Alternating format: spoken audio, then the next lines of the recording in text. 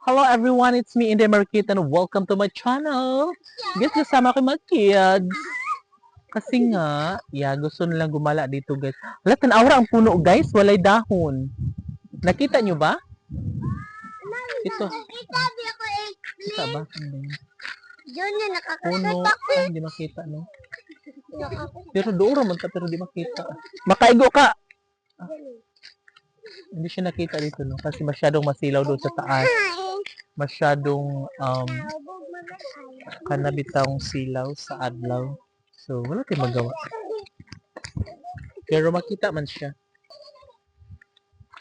So, ayun nga. Sobrang happy ang mga kids. Guys, nakarating na naman sila dito. Ito yung papuntang National High School. So, that is National High School. Hindi siya nakikita guys ng todo-todo dahil maraming mga dahon. No? And, syempre, ayun nga. Papunta kami doon. And, mainit pa naman kasi dito guys. Kaya, ano talaga, very nakaka charis. So, ayun guys, ang daming mga papaya doon. Nakita niyo yung mga papaya? Jone, nabi ang skulan to. Skulan ni Ate Gisy. Diyan kayo nag-aral? Saan kayo nag-aral? Ito sa igang. So, ayun guys. Paggabi dito guys is may ilaw naman siya, may street light, katulad yan. So, meron pa kaming mga kapitbahay dyan guys, mga dating taga-barangay namin na nandito nakatira guys, kasi dyan sila nirelocate or dyan sila nakabili ng lupa.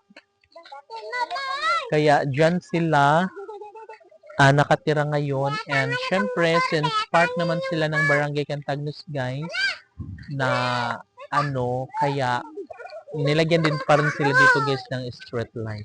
So, di ba, napakahusay. Hi! So, ayun guys, dumating na yung itlog. Itlog yung dala, galing doon sa bukid, sa poultry house. And, sabi ko nga na hindi ko pala duty ngayon. Iba pala. Ayaw maglihok, please. Da.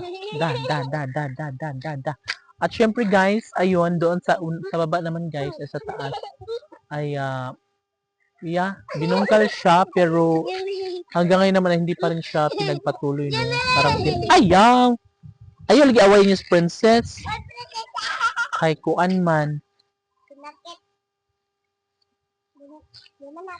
Kanang, ayun, mag-away-away lagi.